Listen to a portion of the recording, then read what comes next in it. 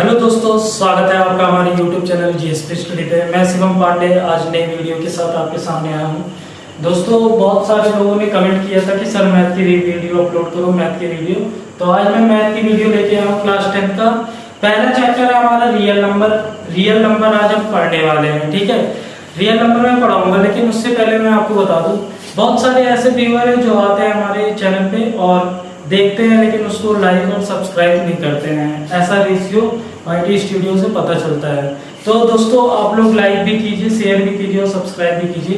तो चलिए real number देखते हैं। रियल नंबर में आज जो हम पढ़ने वाले हैं, इस लेक्चर में हम पढ़ेंगे Euclid division algorithm. Euclid division algorithm पढ़ने से पहले मैं आपको कुछ नंबर सिस्टम के बारे में बता दूं। हमने पिछली क्लास 9th में जो हमने पढ़ा था, नंबर लाइन पढ़ा था। उससे पहले भी क्लास में हमने नंबर के बारे में पढ़ा था। कॉम्प्लेक्स नंबर के दो पार्ट होते हैं, एक होता है रियल नंबर, एक होता है इमेजिनरी। फिर रियल नंबर के दो पार्ट हो जाते थे, एक होता था आपका रैशनल नंबर और एक होता था इरेशनल नंबर।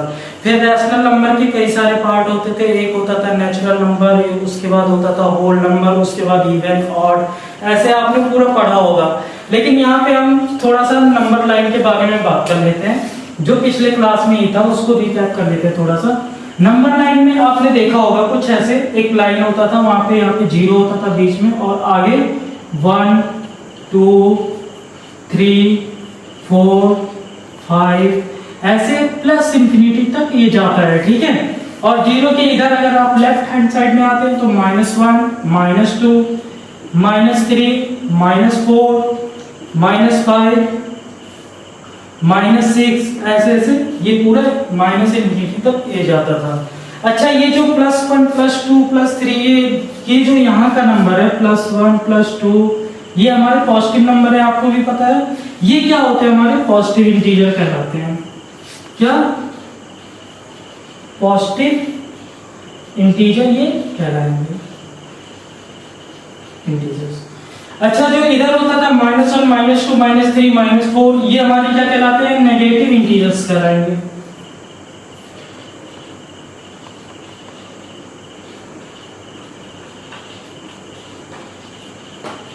Negative integers. और ये जो 0 होता था ना, ये तो ना तो पॉजिटिव होता है ना तो नेगेटिव, ये केवल 0 होता है, ठीक है। इसीलिए हम इसको 0 ही बोलते हैं, ठीक। तो ये तो आपने पिछली क्लास में पढ़ा था। इसी में आप अगर 0 पॉजिटिव इंटीजर को ही हम लोग नेचुरल नंबर भी बोलते हैं और इसी को हम काउंटिंग नंबर भी बोलते हैं। पॉजिटिव इंटीजर जो होता है, अगर हम इसी पॉजिटिव इंटीजर में 0 को भी इंक्लूड कर लेते हैं अपने साथ में, तो ये हो जाता है हमारा होल नंबर। होल नंबर हो जाता है। तो दोस्तों, आपको ये मैंने पिछले क्लास का रिकैप करवाया थोड़ा सा। अब हम देखेंगे कि पॉजिटिव इंटीजर की प्रॉपर्टीज क्या होती है। पॉजिटिव इंटीजर की प्रॉपर्टीज देखने के लिए आपको मैं पहले यहाँ पे इसको रब कर देता हूँ, आप लोग नोट कर लीजिएगा स्टॉप करके वीडियो को।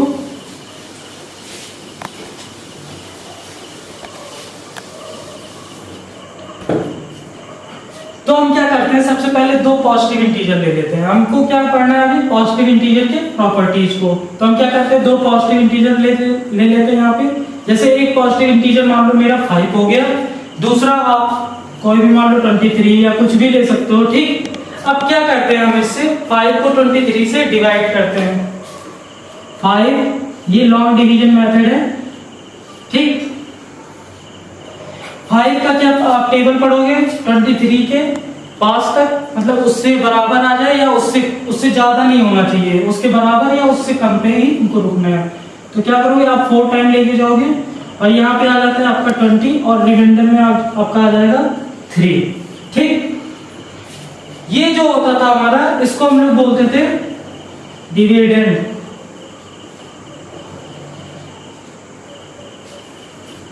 और ये जो होता है हमारा, ये होता है डिवीजर, जिससे हम डिवाइड कर रहे हैं। ये हमारा होता था कोसेंट। और ये नीचे जो आपको भी पता होगा, इसको हम लोग क्या बोलते हैं, रिमाइंडर बोलते हैं,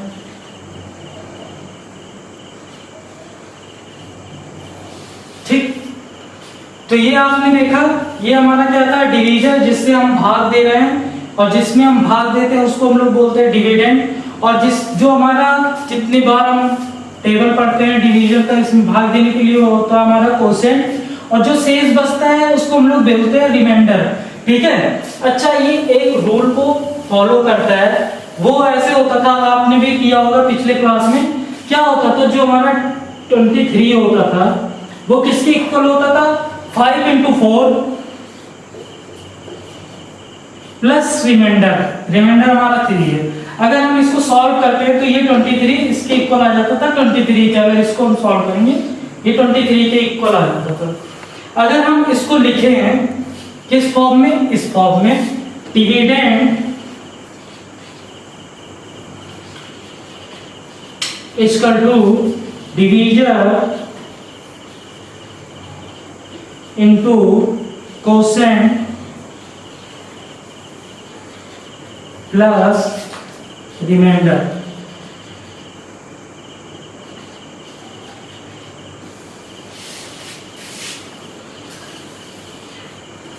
इस चीज को आप देखो एक बार फिर से, dividend equal to divisor into quotient plus reminder.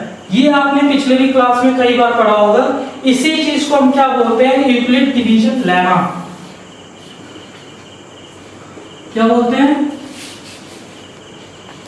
Euclid's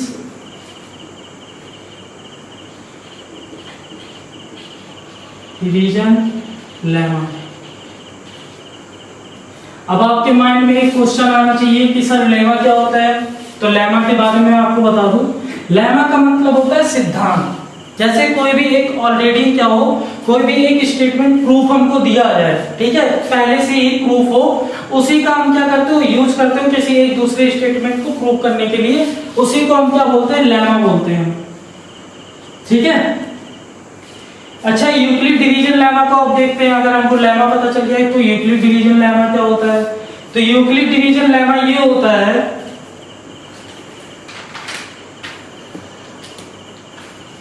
कि जैसे मान लो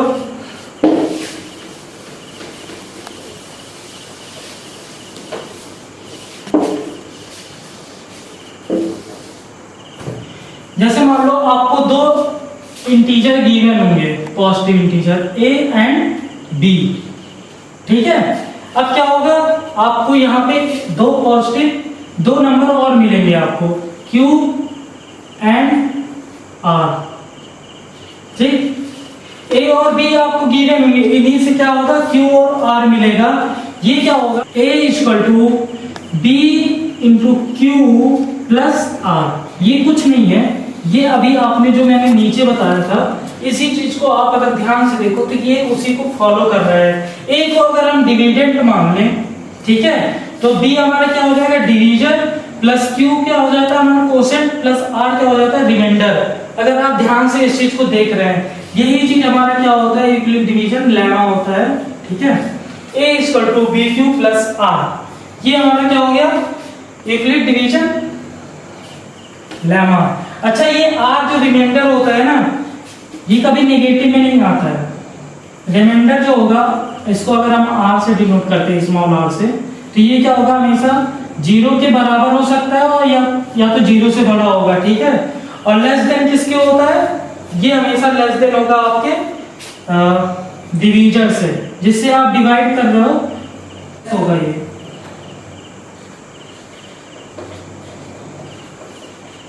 ठीक, समझ में आ गया होगा।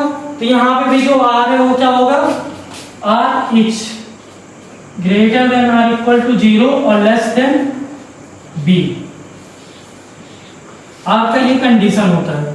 ठीक, तो ये था हमारा यूक्लिड डिवीजन लेमा। अगर इसको हम आपको बताए हैं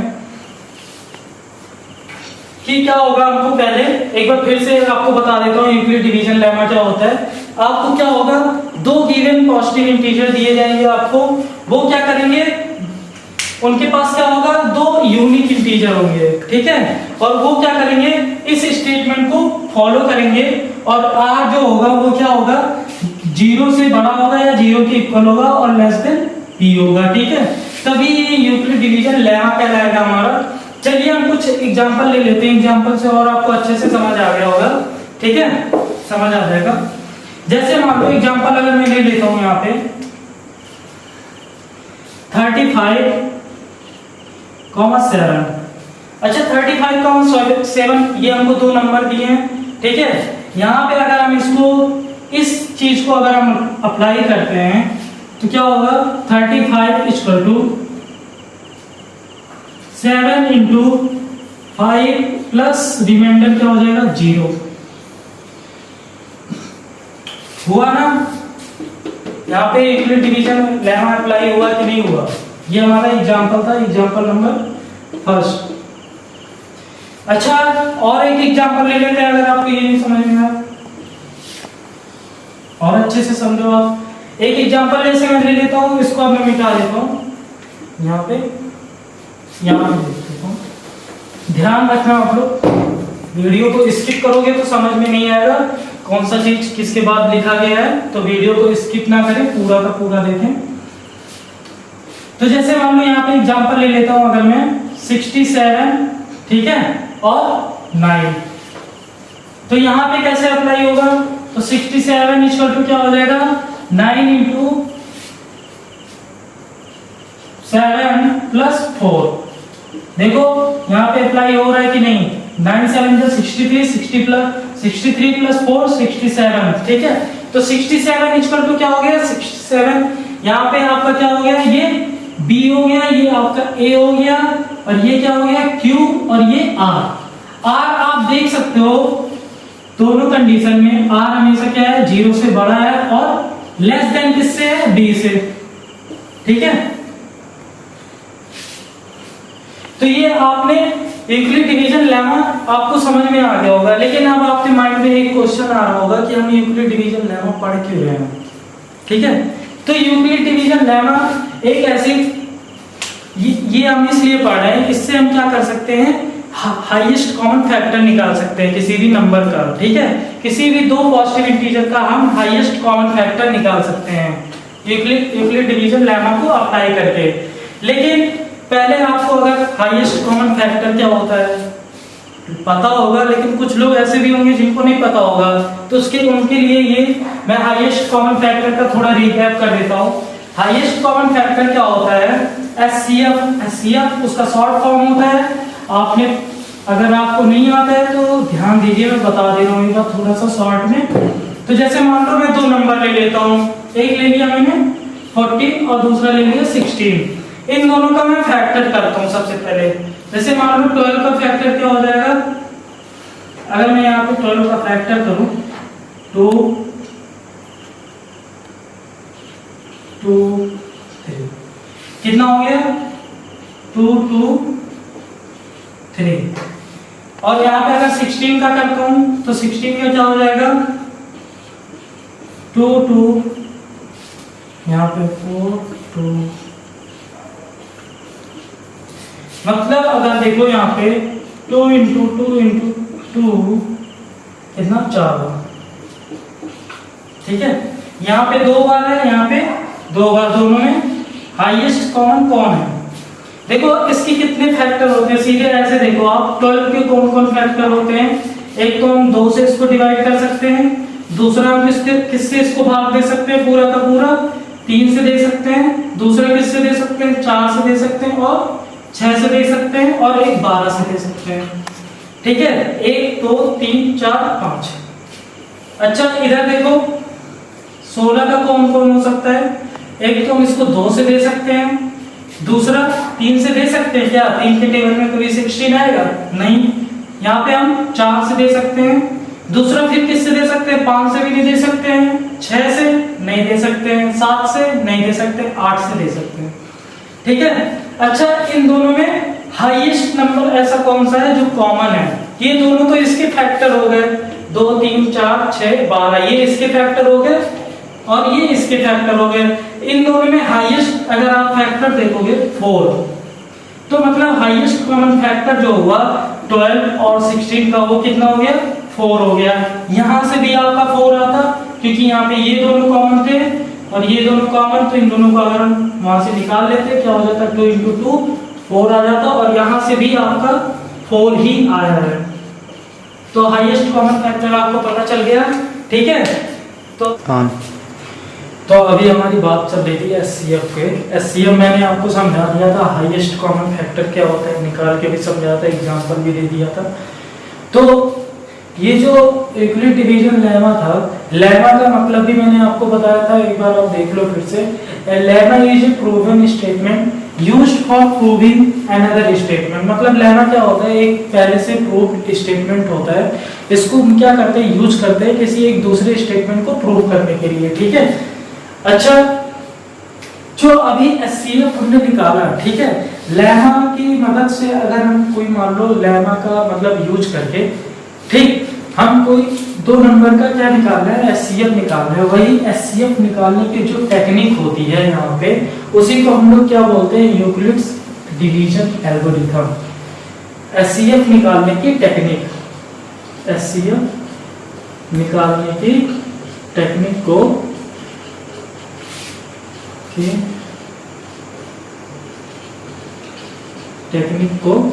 ये हम क्या बोलते हैं यहाँ पे, यूक्लिड डिवीजन एल्गोरिथम। अच्छा, वो टेक्निक क्या होता है, उससे पहले वो टेक्निक जानने से पहले हम क्या समझेंगे, पहले एक बार हम समझेंगे कि एल्गोरिथम क्या होता है। एल्गोरिथम का मतलब क्या होता है, तो एल्गोरिथम होता है एक well defined step by step, मतलब एक वेल डिफाइंड प्रोसेस, ठीक है। तो an algorithm is a series of well defined step which keep to produce for solving a type of problem। मतलब किसी एक टाइप के प्रॉब्लम को सॉल्व करने के लिए कुछ स्टेप, इस स्टेप के बाद ये स्टेप करना है, इस स्टेप के बाद ये स्टेप करना है, वेल डिफाइंड स्टेप होते हैं वो, उसी को हम लोग क्या बोलते हैं, एल्गोरिथम बोलते हैं। एल्गोरिथम आपको समझ में आ गया। अब हम देखते हैं कि यूक्लिड डिवीजन एल्गोरिथम क्या होता है एक एग्जांपल से, ठीक है। तो इसको मैं रफ कर देता हूँ, आप नोट कर लेना कि ये लेमा क्या होता है और हमारा एल्गोरिथम क्या होता है, लेमा एल्गोरिथम, ये दोनों आप नोट कर लेना। कोई पूछे लेमा या एल्गोरिथम, कभी भी कोई इसका नाम दे तो डरना नहीं है, अच्छे से आपको बता देना कि ये लेमा होता है, ये यूक्लिड डिवीजन लेमा। आपको मैंने जो बताया था वो मैंने यही बताया था लेमा में, कि लेमा में मैंने आपको ये बताया था a = bq + r, ठीक है। r is less than or equal to 0, ठीक है। r is greater than or equal to 0, less than b। ये चीज मैंने बताया था यूक्लिड डिवीजन लेमा में, ठीक है। एल्गोरिथम में अब हम देखते हैं हाईएस्ट कॉमन फैक्टर निकालना होता है हमको एल्गोरिथम में, यूक्लिड डिवीजन एल्गोरिथम में। तो देखते हैं, जैसे मैं एक एग्जांपल ले लेता हूँ यहाँ पे, चलो मैं एग्जांपल ले लेता हूँ यहाँ पे, एक ले लेता हूँ 70 और दूसरा ले लेता हूँ यहाँ पे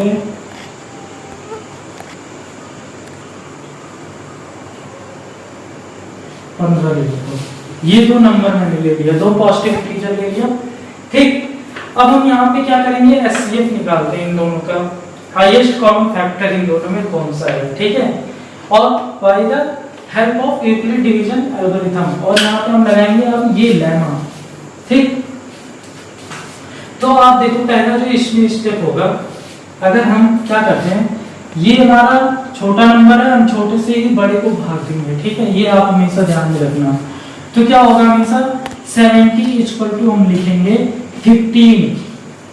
अब 15 का टेबल हम कितनी बार पढ़ेंगे, अगर आपको ऐसे डायरेक्ट नहीं समझ में आ रहा है तो आप यहाँ पे भी देख सकते हो, इस तरीके से भी हम कर सकते हैं। कैसे, 70 लिखना है, बहुत ही आसान तरीके है। पहले आप ऐसे प्रैक्टिस कर लेना, यहाँ पे 15, यहाँ पे 17 हो गया आपका 70, ठीक है। अब 15 का टेबल पढ़ो कि 17 के बराबर हो जाए या उससे कम, उससे ज्यादा नहीं होना चाहिए, ठीक है। तो मान लो अगर आप 5 30 60, ठीक है, 4 टाइम लेके जाओगे 60 आ जाएगा, उससे ज्यादा लेके जाओ 5 टाइम लेके जाओगे 75 आ जाएगा, ठीक। तो हम क्या कर रहे हैं, 4 टाइम लेके जा रहे हैं, इसको माइनस करेंगे हम, तो क्या आ जा रहा है हमारे यहाँ पे 10 आ जा रहा है, ठीक। ये प्रोसेस, अब देखो यहाँ पे 10 आया, तो हम क्या करेंगे 70 × 70 = 15 × 4, आपको यही तो बताया था 50। इसका ये जो डिवीजन होता है, इससे कोसेंट को मल्टीप्लाई करते हैं, मतलब 4 प्लस में 10, ये रिमाइंडर हमारा प्लस होता है। ये प्रोसेस यहीं पे रुकता नहीं है। अब जो आपका, अगर ये देखो अगर r क्या होता है हमारा 0 आ जाता तो हम इसको यहीं पे रोक देते, ठीक है। लेकिन r जब हमारा 0 नहीं आया है तो हम इस प्रोसेस को और बढ़ाएंगे। और कैसे बढ़ाएंगे, ये जो 15 यहाँ पे था अब क्या करेंगे, ये डिविडेंड बन जाएगा और डिवीजन हमारा 10 हो जाएगा, ठीक है। तो यहाँ पे 15 हो जाएगा और ये ऐसे आगे बढ़ेगा। अब देखो 10 का टेबल पढ़ोगे 15 के इक्वल आ जाएगा, उससे कम उससे ज्यादा नहीं होना चाहिए। तो हम एक बार ही लेके जाएंगे यहाँ पे 10 और ये नीचे क्या आ जाएगा 5, ठीक। अब फिर से हम यही चीज लिखते हैं, इस बार क्या होगा हमारा यहाँ पे a जो था हमारा a 15 हो जाएगा, a इक्वल टू कितना हो जाएगा 10 into 1, ये क्वोशेंट हमारा 1 है प्लस 5, ठीक। इसके बाद हम 5 से हम लेंगे 10 को, यहाँ 5 है नीचे तो 5 इधर हो जाएगा और 10 इधर आ जाएगा। यहाँ पे आप देखो क्या होगा 5 2 जा 10, 2 आ जाएगा 10, 0 0 आ गया। जब 0 0 आ जाएगा वहीं पे क्या होगा, ये प्रोसेस रुक जाएगा। जैसे ही 0 0 आएगा वो प्रोसेस वहीं पे रुक जाएगा। तो यहाँ पे आप क्या लिखेंगे 10 इक्वल टू 5 इंटू 2 प्लस 0, ठीक। अब देखो ये तो हमने क्या किया, इस पे यूक्लिड डिवीजन लेमा लगा दिया। तो आप यहाँ देख सकते हैं 70 का कितना आया 15 इंटू 4 प्लस 10, 15 का आया 10 into 1 plus 5, 10 equal to 5 into 2 plus 0, ठीक है। जब हमारा ये 0 आ जाएगा रिमाइंडर, तब हम इस प्रोसेस को क्या करते हैं, स्टॉप कर देते हैं, ठीक। अच्छा, यहाँ पे अब हमारा SCF जो है वो हमारा क्या आ गया SCF 5 आ गया। 17 और 15 का SCF हमारा क्या आ रहा है 5।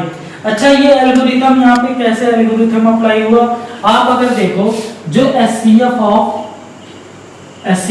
17, 15 का है वही SCF ऑफ किसका है, SCF ऑफ 15 और 10 का है, 15 और 10, ठीक है।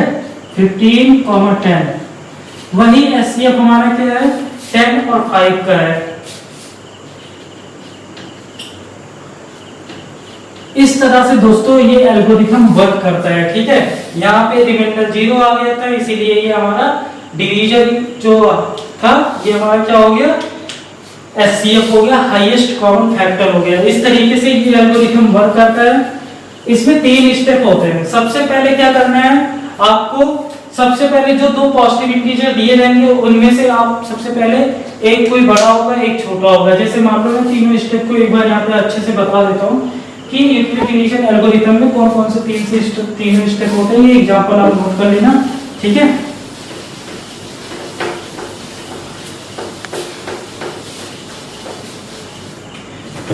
जैसे देखो यूक्लिड डिवीजन एल्गोरिथम के बारे में मैं बता रहा हूँ। जैसे मान लो आपको 2 नंबर दिए गए हैं x एंड y, ठीक। अब x एंड y में एक कोई नंबर छोटा होगा एक बड़ा होगा, तो मान लेते हैं हम x जो है वो छोटा है किससे, y से। तो हम क्या करेंगे, अब x से y को डिवाइड करेंगे, यहाँ पे यूक्लिड डिवीजन लेमा अप्लाई करेंगे। अगर देखो क्या है यहाँ पे, मान लो कोई 2 चीज आ जाती है हमारी q और r आता है, ठीक। तो हम क्या करते हैं, अगर यूक्लिड डिवीजन लेमा यहाँ पे हम अप्लाई करते हैं तो क्या हो जाएगा हमारा y equal to x q plus r। इस तरह से कुछ अप्लाई होगा, ठीक है। अगर जो r है हमारा ये क्या होगा, ये कंडीशन यहाँ पे अप्लाई होना चाहिए कि नहीं होना चाहिए, होना चाहिए, ठीक। अगर r हमारा यहाँ पे 0 आ जाता है तो हम यहीं पे रुक जाएंगे। अगर r 0 नहीं आता है, स्टेप 1 में हम सबसे पहले क्या किए, ये चीज हमको पता था, स्टेप 1 यहाँ तक है हमारा, ठीक है। स्टेप 2 अगर हम क्या देखेंगे कि r जो है उसकी वैल्यू क्या है। अगर r इज इक्वल टू 0 तो हम क्या करेंगे, स्टॉप कर देंगे यही प्रोसेस। वहां पे हमारा क्या जो x था वही SCF हो जाएगा। लेकिन अगर r is not equal to 0 तो हम क्या करेंगे, इस प्रोसेस को फिर से और आगे की तरफ लेके जाएंगे, ठीक है। तो और आगे बढ़ाएंगे, वहां पे भी कुछ ऐसे ही यूक्लिड डिवीजन लेमा की तरह वहां पे भी बनेगा।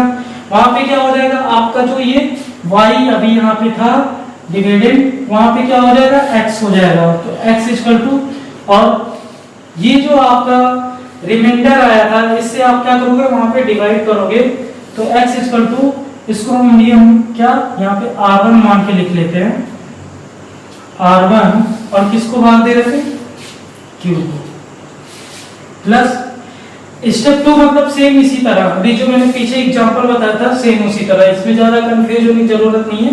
स्टेप 3 जब आपका r इज इक्वल टू 0 आ जाएगा, वहीं पे आप प्रोसेस को स्टॉप करेंगे और देखेंगे जिस जहां पे जो डिवीजर उसको 0 लेके आ रहा है वही आपका क्या हो जाएगा, एचसीएफ हो जाएगा उस चीज का, ठीक है, उन दो इंटीजर के एचसीएफ वही कहलाएगा। ठीक, ये था हमारा यूक्लिड डिवीजन एल्गोरिथम। आपको अच्छे से समझ में आ गया होगा ये किस तरह वर्क करता है। अगर आपको नहीं समझ में आया तो मैं एक एग्जांपल और दे देता हूं, छोटा सा एग्जांपल और आपको एक समझा देता हूं छोटा सा। चलो मैं अभी लेता हूं यहाँ पे 90,95, ठीक है। अब यहाँ पे देखते हैं कौन सा नंबर सबसे पहले हम देखेंगे इनमें कौन सा नंबर छोटा है बड़ा है। तो आपको दिख रहा होगा यहाँ पे 90 को क्या है, छोटा है 95 से, ठीक है। तो अब हम क्या करेंगे, 90 को 95 से भाग देंगे। 95 कितनी बार जाएगा, एक बार जाएगा, यहाँ पे एक लिखा है, यहाँ पे 95 और यहाँ पे 90 क्या आ गया हमारा, रिमाइंडर में 5 बच जाएगा, ठीक, 5 बचा। तो अब हम इस चीज को कैसे लिखेंगे डिवीजन लेमा के फॉर्म में, ऐसे लिखेंगे 95 इक्वल टू 90 इंटू 1 प्लस 5। ये आपको समझ में आ गया होगा। दूसरा चीज, अगर ये 0 आ जाता तो यहीं पे ये चीज रुक जाता, लेकिन 0 नहीं आया, इसीलिए हम क्या करेंगे और आगे की तरफ इसको बढ़ाएंगे और 5 से इसको 90 को यहाँ पे डिवाइड करेंगे। 5 का टेबल 90 में अगर आप पढ़ोगे कितनी बार जाएगा, देखो यहाँ पे आपका ये 5 आ गया, तो आप क्या करोगे 5 को 90 से डिवाइड करेंगे हम, ठीक है। 5 को क्या करेंगे, अब यहाँ पे 90 से डिवाइड करेंगे तो कितनी बार जाएगा, आपको भी पता होगा 18, 5 जा कितना होता है 90, यहाँ पे 0 आ गया रिमाइंडर, खुशी आ जाती है ना जब 0 आता है रिमाइंडर, ठीक है। ऐसे खुशी लगाओ, मैं तो एकदम खुश होके लगाना चाहिए, ठीक है। तो यहाँ पे अब देखो 90 इक्वल टू क्या होगा, 5 इंटू 18 प्लस 0, ठीक है। अभी इन दोनों में देखो जो हमारा एचसीएफ होगा वो ये नंबर होगा, एचसीएफ हमारा 5 आ गया, हाईएस्ट कॉमन फैक्टर दोनों में क्या है 5, ठीक है। एचसीएफ ऑफ 90,95 है, ठीक। ये आज का लेक्चर यहीं पे खत्म करता हूं और आपको एक चीज और बता दूं, ये जो यूक्लिड डिवीजन एल्गोरिथम है ये हमारा क्या करता है, नंबर की प्रॉपर्टीज को भी शो करता है, ठीक है। वो आने वाले लेक्चर में अगली वीडियो में मैं बताने वाला हूं, ठीक है। तो दोस्तों आज हमने पढ़ा रियल नंबर में सबसे पहले हमने क्या पढ़ा कि नंबर लाइन में मैंने आपको क्या बताया कि 3 तरह के इंटीजर होते हैं। पहला होता है हमारा पॉजिटिव इंटीजर, दूसरा होता है 0 जो ना तो पॉजिटिव होता है ना तो नेगेटिव होता है, ठीक है। और तीसरा हमारा था क्या, नेगेटिव इंटीजर, ठीक है। पहला पॉजिटिव इंटीजर, दूसरा 0, तीसरा नेगेटिव इंटीजर। ये तीनों हमने पढ़ने के बाद फिर हम आ गए थे लेमा पे, Euclid division lemma, properties of real number, properties of positive integer हमने देखा। उसके बाद हम लेमा पे आ गए थे। लेमा हमने आपको बताया अच्छे से क्या था। अगर आपको समझ में आया हो तो कमेंट बॉक्स में लिख के बताइएगा कि हाँ समझ में आया लेमा क्या होता है। अगर नहीं आया तो मैं फिर से बताऊंगा, लेकिन आपको कमेंट बॉक्स में लिख के बताना पड़ेगा कि सर फिर से ये वीडियो बनाइए, ठीक है, इस चैप्टर का। उसके बाद हमने लेमा जब हम समझ गए तो हमने क्या देखा, यूक्लिड डिवीजन एल्गोरिथम देखा हमने। एल्गोरिथम आपको बता दिया अच्छे से, एल्गोरिथम भी आपको समझ में आया होगा आई होप। उसके बाद हमने यहाँ पे एग्जांपल भी दिखाया। अगर आपको कहीं से भी कोई भी डाउट है तो आप कमेंट सेक्शन में हमको जाके बता सकते हैं। और हाँ, इस वीडियो को लाइक करें और सब्सक्राइब करें और अपने दोस्तों से जरूर शेयर करें।